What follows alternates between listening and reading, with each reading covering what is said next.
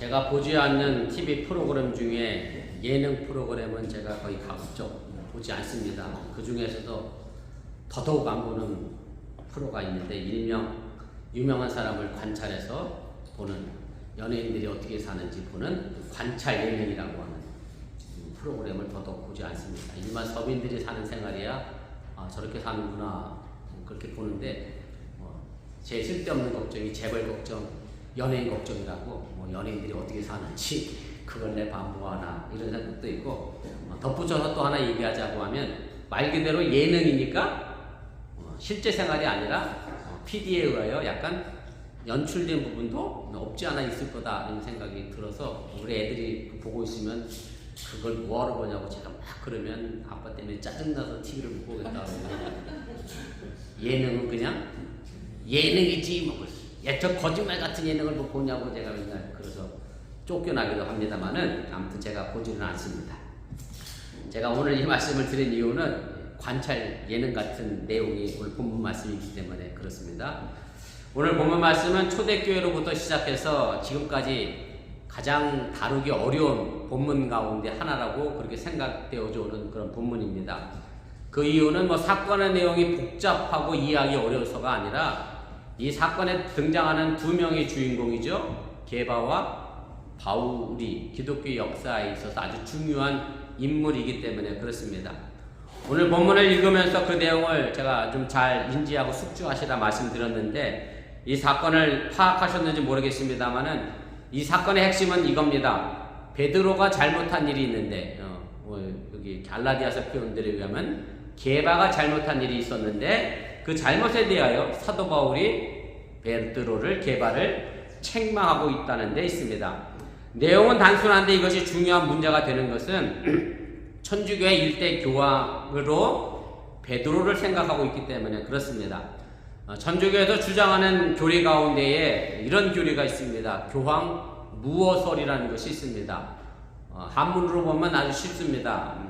유수도 이런 영어를 못 봤다고 아침에 그러던데, 교황 무어설은 말 그대로 무호입니다. 무호. 없을 무자에 오류 오자를 써서 교황은 오류가 있을 수 없다. 교황은 오류가 없다라는 뜻입니다. 좀 더 자세히 설명을 드리면, 교황이 전 기독교회, 지금이야 종교개혁이고 개신교로 나눠졌습니다만은 사실은 초대교회는 전부 다 카톨릭이잖아요. 캐톨릭이라고 하는 그런 카테고리 안에 있었잖아요.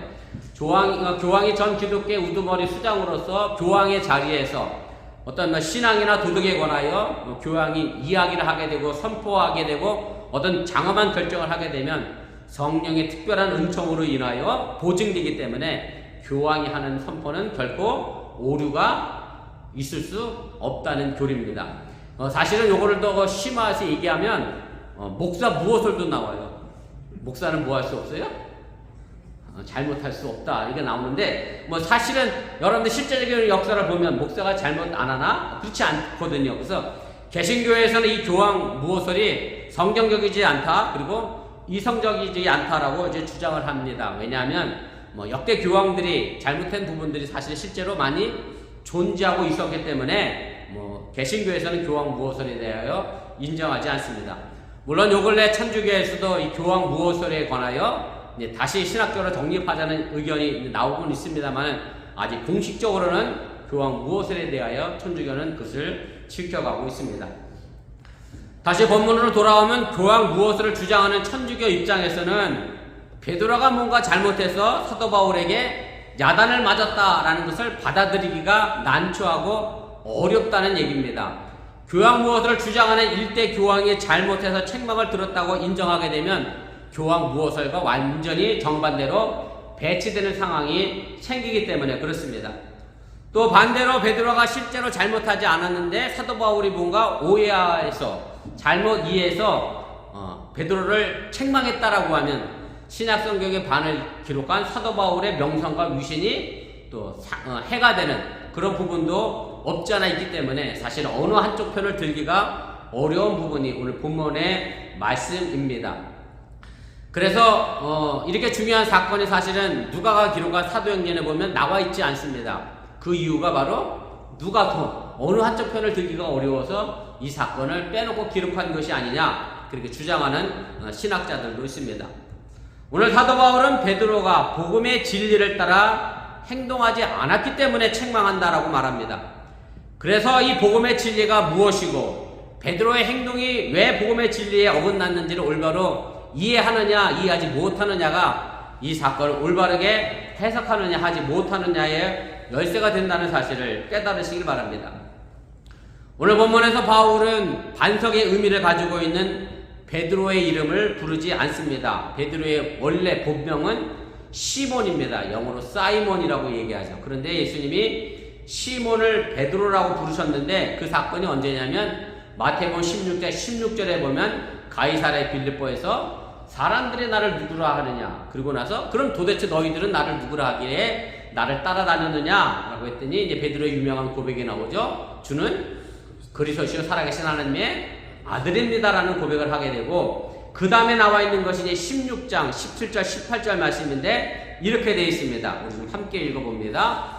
예수께서 대답하여 이르시되 바요나 시몬아 내가 복이 있도다 이를 내게 알게 하니는 혈육이 아니요 하늘에 계신 내 아버지시니라 또 내가 내게 이르노니 너는 베드로라 내가 이 반석 위에 내 교회를 세우리니 음부의 권세가 이기지 못하리라. 그래서 베드로가 주는 그리스도시요 살아계신 하나님의 아들이라고 하는 신앙 고백 위에 교회가 세워졌고 그리고 시몬을 향하여 예수님이 이제 너는 베드로야. 그래서 베드로의 뜻은 여기 나와 있는 반석입니다. 영어로 락이라고 되어 있는데 내가 여기에 교회를 세울 테니까 음부의 권세가 이기지 못하고 그 다음 나오는 내용이가 한번 베드로가 문을 닫으면 열 자가 없고 열면 닫을 자가 없다라고 하면서 이렇게 얘기하기 때문에 이제 천주교에서는 당연히 초대 교황은 베드로다 이 부분에 관하여 인정하고 이해를 합니다. 그리고 베드로를 게바라고 부르는 곳도 있습니다. 요한복음 1장 42절인데 예수께로 오니 예수께서 보시고 이르시되 내가 요한의 아들 시몬이니 장차 게바라 하니라 하시니라. 게바는 번역하면 베드로라. 그래서 베드로와 게바는 같은 의미의 뜻입니다. 무슨 뜻? 반석이라고 하는 락이라고 하는 같은 의미의 뜻인데 그러면 왜 이렇게 다르냐라고 하면 베드로, 피로라고 하는 영어 발음이긴 한데 는 헬라어입니다.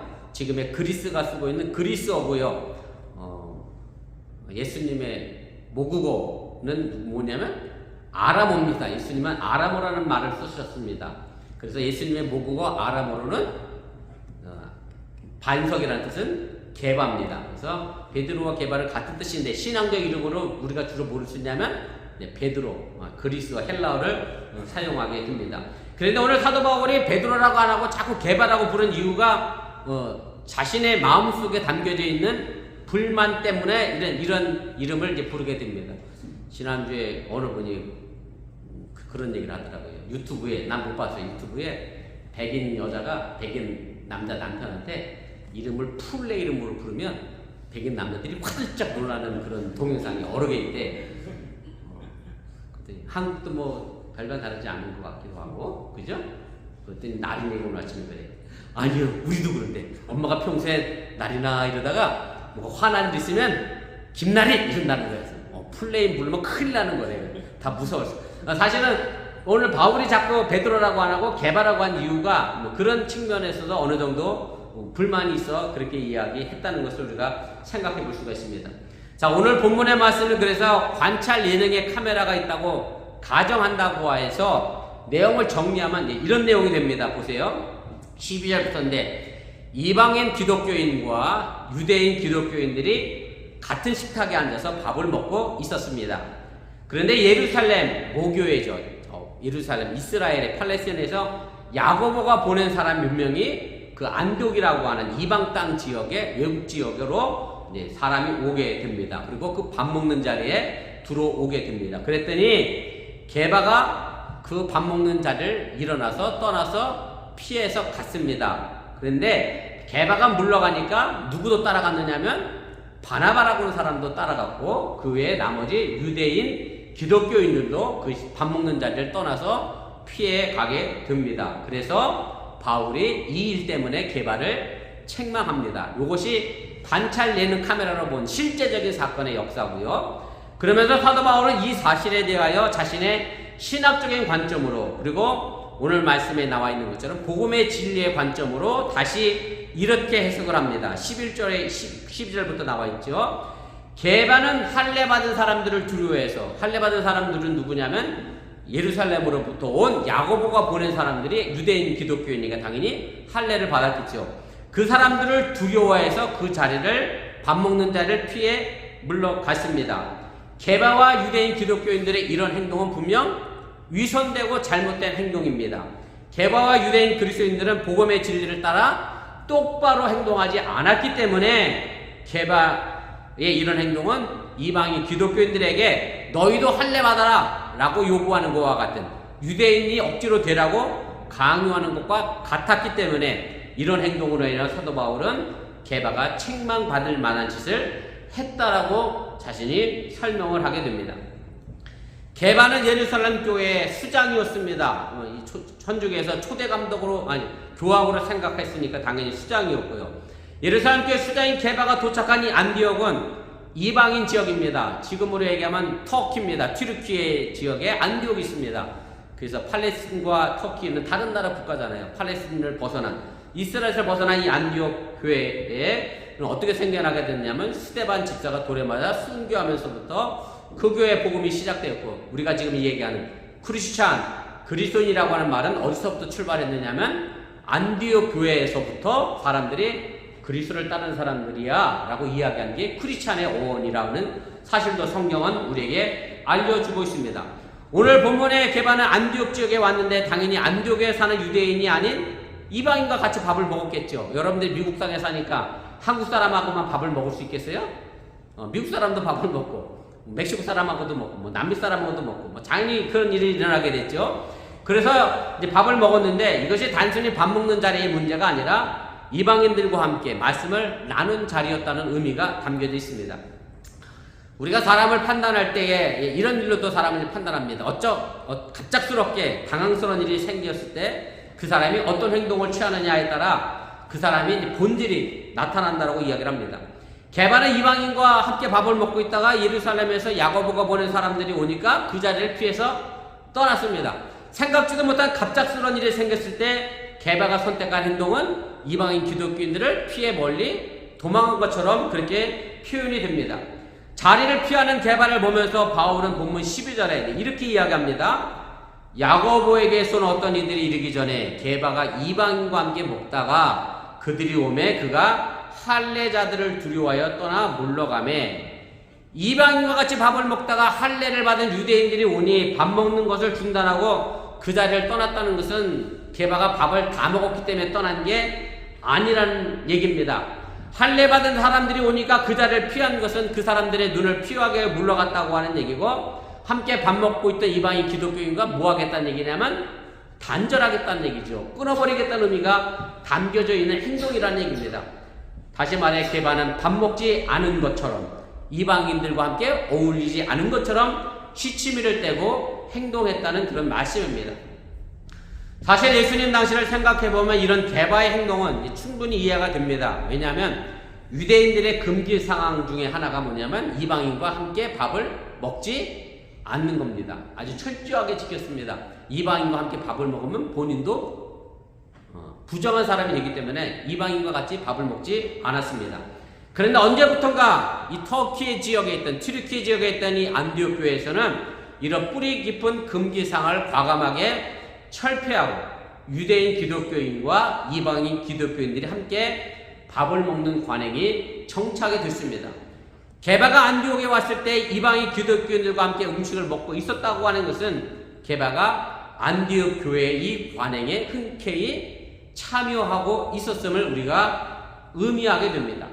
그런데 상황이 갑자기 변했습니다. 예루살렘에서 내려온 사람들 때문에 이 사람들은 야고보가 보낸 사람들이었는데 지금 베드로는 예수님의 동생 야고보의 눈치를 보고 있는 그런 상황입니다.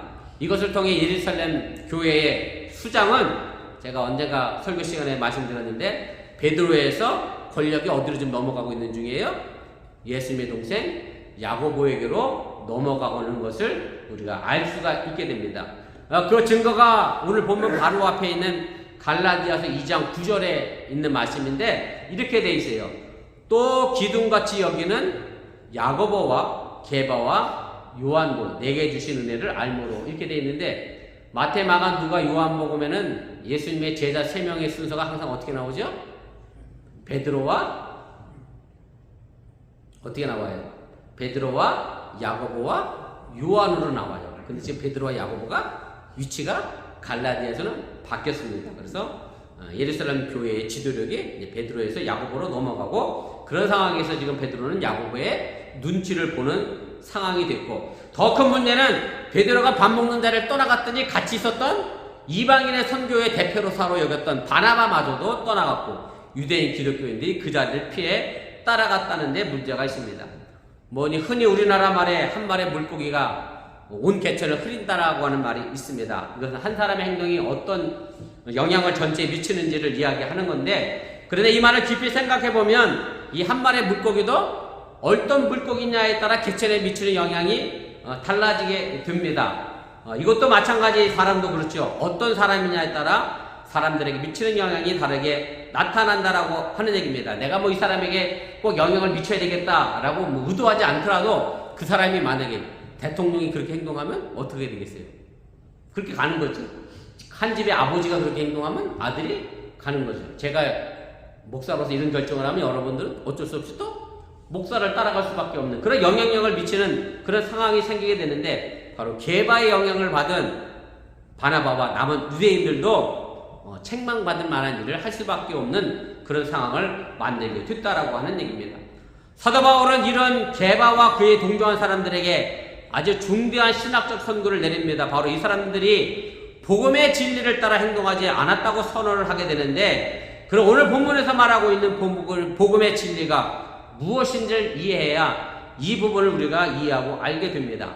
아주 간단하게 정리를 하게 되면 복음의 진리는 유대인 기독교인과 이방인 기독교인 사이를 나누는 담을 허물고 한 식탁을 통해 하나 되는 성스러운 자리가 복음의 진리의 자리라고 사도 바울은 지금 이야기를 하게 됩니다. 바로 이런 복음의 진리를 따라 똑바로 행동하지 않았기 때문에 유대인 그리스도인답게 살지 못하면서 이방인 기독교인에게 기독교인이 되라고 강요를 한다는 것은 잘못이라고 사도 바울은 게바를 책망을 합니다. 이어지는 본문 15절은 이렇게 되어 있습니다. 우리는 본래 유대인이요 이방 죄인이 아니로되. 이 말씀은 사도 바울이 있었던 당시에 유대인이 이방인에 대하여 생각하고 있었던 근본적인 사고입니다. 우리는 태어나면서부터 선민, 선택받은 백성으로 의롭게 태어났는데 이방인은 태어나자마자 뭐가 됐어요? 아무것도 안 했는데도 죄인으로 시인하고 인정하는 그런 의식으로 사로잡았고 그래서 그 밑바닥에는 유대인은 선민이라는 사실이 있었고 이방인은 선택받지 못한 민족이라는 의미가 있었고 그렇기 때문에 우리 기독교인이 또 하나 조심해야 될 것 가운데 하나가 뭐냐면 나는 기독교인이고 저 사람은 기독교인이 아니기 때문에 저 사람들은 무조건 죄인이다, 시너다라고 편가르고 나누면 큰 문제를 만들어낼 수 있음을 여러분들 이해하시기 바랍니다. 이런 잘못된 생각이 어떤 영향을 미치게 됐느냐면 2차 세계대전 때 히틀러가 유대인들을 600만을 죽였습니다. 제가 오늘 아침에 유수한테 물었더니 히틀러가 2차 세계 때 700만을 죽였다고 그래서 한국은 600만이라고 가르치는데 그랬더니 유태인을 600만을 죽였고 100만은 유태인 말고 다른 사람을 죽인 거래. 그런가 봐요. 미국 역사는 그렇게 가르치나 봐요. 아무튼 히틀러가 유대인을 600만을 죽였는데 그 죽인 이유 가운데 하나가 이런 거가 있습니다. 지금도 보수적인 기독교인들은 이것 때문에 유대인을 싫어합니다. 무슨 얘기냐면 예수님을 십자가 못 박혀 죽은 사람이 누구죠?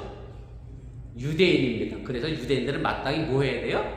죽어도 괜찮다라는 사고를 가지고 있습니다.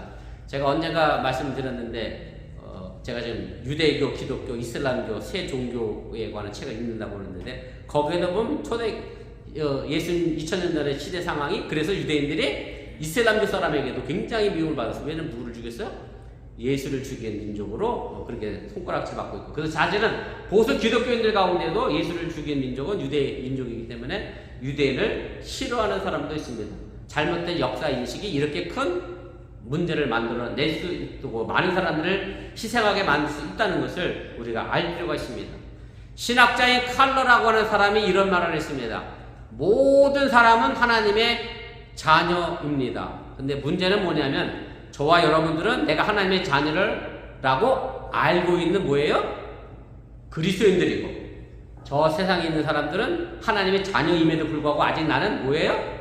하나님의 자녀인 걸 모르고 살아가는 사람들이지, 그 사람들은 하나님의 자녀가 아니다 라고 나누고 편가르지 말라고 하는 얘기입니다. 그래서 우리의 책임은 뭐냐면 그 사람들도 하나님의 자녀인 것을 우리가 뭐 해야 돼요? 알게 하고 깨우쳐야, 그래서 복음을 전해야 하는 책임이 우리에게 있는 거지, 그 사람들은 무조건 저주받을 사람이니 나는 상종하지 말아야지 라고 편나누고 차별해서는 안 된다라고 하는 얘기입니다.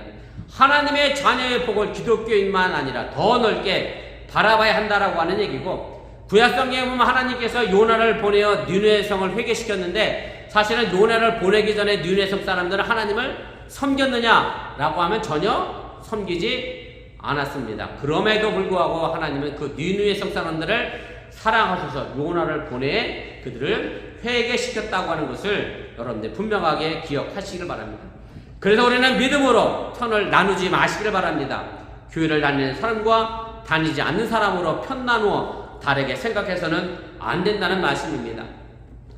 16절 말씀에 보면 이렇게 되어 있습니다. 사람이 의롭게 되는 것은 율법의 행위로 말미암음이 아니요 오직 예수 그리스도를 믿음으로 말미암는 줄 알므로. 사도 바울이 이 말씀을 통해 말하고 싶은 것은 유대인이든 이방인이든 율법으로 구원받는 게 아니고 행동으로 어떤 행함으로 구원받는 게 아니라 오직 예수 그리스도를 향한 믿음을 가지고, 유대인이라고 해서 특권이 있다는 게 아닙니다. 유대인이든 이방인이든 다 미국 사람이든 독일 사람이든 베트남 사람이든 러시아 사람이든 아프리카 사람이든 다 똑같이 뭐로? 예수 그리스도의 믿음을 통해서 구원받고 구원에 이르게 된다라고 하는 얘기입니다. 우리 책임민 이사님이 고향 가진 사장님인데 제가 가서 밥을 먹으면 돈 안 받나요? 여러분들이 가서 밥 먹으면 같은 교회 나서 돈 안 받나? 아니야. 사장님은 똑같이 돈 받네. 우리는 교회라고 특권이 없어. 우리가 한국 사람은 태어났다 해서 하나님 니들은 한민족이니까 내가 구원하는 조금 더 특혜를 줄게, 유대인이라고 더 특혜를 줄게, 아니란 얘기죠. 똑같은 예수님을 믿는 믿음을 통해 우리가 구원받는다, 이 진리를 여러분들이 잊지 마시기 바랍니다. 옛날 어른들은 자녀들에게 그런 말합니다. 오늘 뉴스한테 물었더니 철 들은 애는 못 들었는데 장가 보내야 되겠는 들었대. 나린이는 철 들었는 못 들었는데 시집 가도 되겠다는 말은 들었대. 오해 들었지. 나린이가 시집 갈 때가 됐습니다. 이 녀석 철 들었네, 장가 가도 되겠네, 이런 말을 어른들은 하거든요. 근데 제가 어렸을 때 이런 생각을 해봤어요. 아니 철 들었네 그랬네. 도대체 철이 뭔데 내가 철이 들었나. 화학기호로 Fe. 아직도 잊어먹지도 않아. 뉴스한테 물었더니 아이온. 여러분들이 아이온을 빨고 다니시나 사탕처럼? 뭘 했길래 철이 들었겠어요 내가. 철이 뭘로 들었어요. 참 이해를 내가 못해서 한참 이런 것 같고, 철 들은 게 뭔가 좀 특이한 사람이죠. 별걸 다 궁금해하니. 그렇게 궁금했던 적이 있었는데, 근데 제가 이 부분을 좀 여러 가지 모양으로 찾아보고 생각을 해봤는데, 어떤 분이 이런 얘기를 해요. 우리나라가 농사를 짓던 농경문화 사회 속에서 이것이 농부에서 나온 것이 아닌가 이렇게 주장을 합니다. 무슨 얘기냐면, 지금 저도 텃밭에 우리 백본사님이 모종도 갖다 주시고 해서 제가 고추도 심고 오이도 심고 가지도 심고 호박도 심고 깻잎도 심고 머스타드도 심고 많이 심었죠. 상추도 모종 내놓고 우리 집 오시면 좋습니다. 부추도 있고 파도 있습니다. 제가 쭉 심어놨는데 그것도요 철이 있어야 돼. 씨 뿌릴 철이 있고 모종 낼 철이 있고 거름을 줄 철이 있고 거두어서 저장할 철이 있습니다. 근데 제가 그 철을 모르고 가을에 내가 모종 심어서 내년 봄에 딸기를 따먹어야지, 고추를 따먹어야지, 가을에 심어놓으면 다 얼어 죽습니다. 그래서 농구는 이게 몸에 배어있으면 굳이 달력 보지 않아도 이제 아는 거죠. 이때는 씨를 뿌려야지, 이때는 거름을 줘야지, 풀을 매야지, 거두어야지, 저장해야지, 스스로 철을 알게 된다라고 하는 얘기고, 그래서 이걸 가지고 그 사람이 철 들었다 말하는 것이 아닐까를 생각해 봤습니다. 그렇기 때문에 예수 그리스도의 믿음은 우리들의 예수님의 믿음으로 닮아가는, 말 그대로 철 들어가는 과정입니다. 이 과정을 통해서 내가 그리스도 안에 있고 그리스도가 내 안에 있다고 하면, 굳이 내가 뭘 성경 말씀을 많이 외우지 못하고 있다 할지라도, 내가 하나님 말씀을 제대로 이해하지 못한다 할지라도 예수님이라면 이렇게 하셨겠지라고 철들은 행동을 우리가 할 수 있게 된다라고 하는 얘기입니다. 우리 예수 믿는 사람은 그 기준이 생각이 내가 아니라 예수 그리스도가 그 기준이 되어져야 한다라고 하는 얘기고, 내 스스로가 이만하면 됐다, 내가 이만하면 신앙생활 잘한다를 나 스스로 부정하고 예수님의 기준 따라 살아가야 한다는 사실을 여러분들이 잊지 마시길 바랍니다.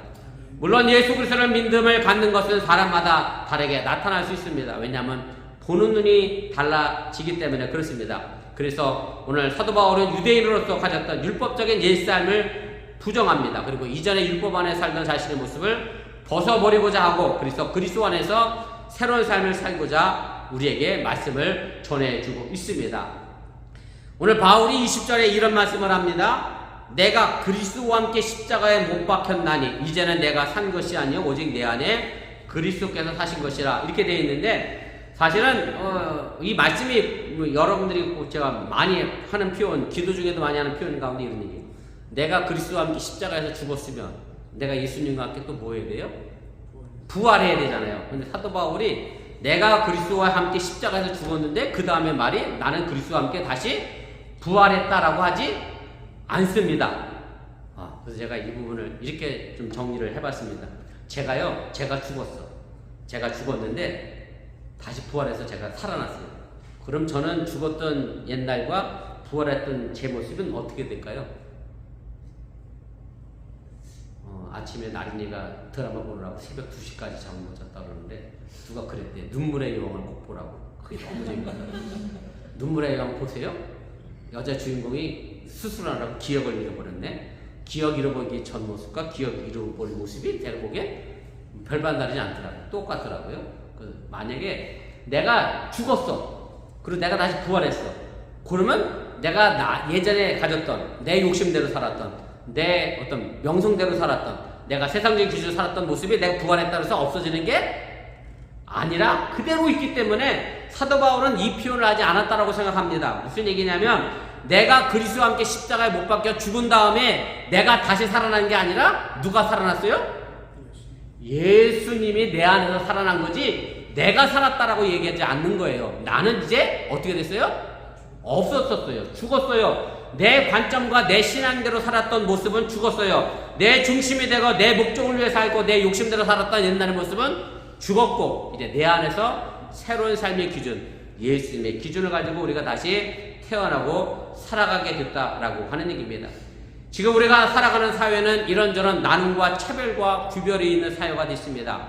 마치 유대인 이방인처럼 기독교인 이방인처럼 나누어 살도록 권유를 받고 있는 세상이기도 합니다. 우리가 이민자로 이거에서 살면서 여러분들 스스로도 소수민족으로 백인에게 차별받는다라는 느낌을 받고 살아가기도 합니다. 오늘 아침 뉴스를 우연히 봤는데 한국의 베트남 사람들이 귀화했음에도 불구하고 한국에서 베트남의 노동자들은 한국 사람들로부터 뭘 받겠어요? 여전히 차별을 받아서 300명이 시위하는 사진의 모습으로 제가 신문을 봤습니다. 우리 딸내미가 고등학교 다닐 때 요 얘기하고 제가 말씀 정리할게요. 고등학교 다닐 때 아주 심각하게 이런 얘기합니다. 자기가 너무나 친했던, 그리고 걔를 남자로서 좋아했어요. 우리 교회다 모아서 예배를 드렸던데 백인인데 하도 키도 크고 얼굴도 잘생겼어. 부모님도 신앙도 좋고 이 친구도 교회 열심히 잘 다녀요. 근데 형경이가 걔를 좋아했어요. 근데 문제는 걔가 형경이를 안 좋아해요. 걔가 누구를 좋아하냐면 남자를 좋아해요. 걔인 거야. 지금도 남자친구가 있냐 없냐를 형제가 물어봤겠는데, 그러면서 와서 묻는 거예요. 엄마, 아빠, 얘가 걔인데 내가 얘랑 친구를 계속 해야 돼 말아야 돼? 이렇게 물었어요. 지금도 친구로 생일 되면 꼭 잊지 않고 서로 생일 선물을 주고 갔는데 고민되더라고요. 목사로서 만나지 말아야 되나? 걔랑 같이 밥을 먹지 말라고 해야 되나?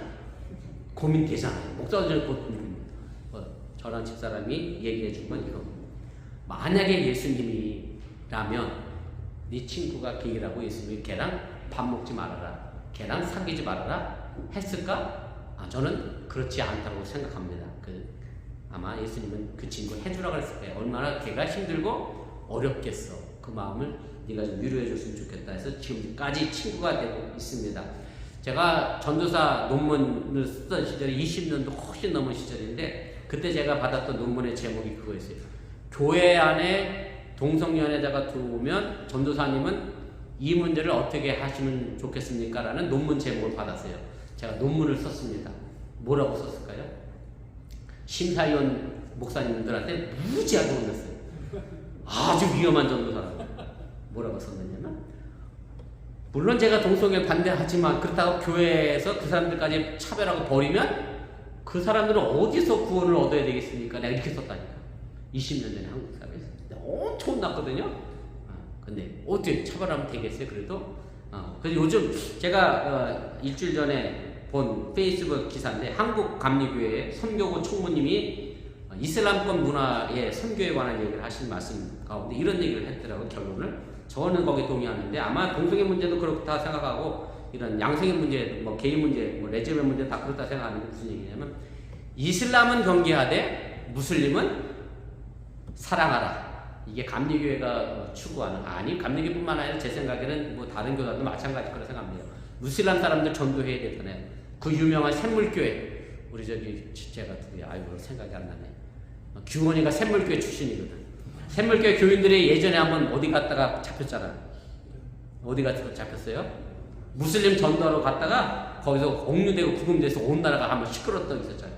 무슬림에겐 전도해야죠. 그렇지만 이슬람은 경계해야죠. 우리가 가져야 될 신앙의 태도가 그렇다라고 생각되고, 정말 여러분들이 이 땅에 차별과 구별을 넘어서서, 나눔을 넘어서서 예수 그리스도로 부모 안고 살아가고 이 땅에 진정한 하나님의 나라를 만들어갈 수 있기를 주님의 이름으로 간절히 축원을 드립니다.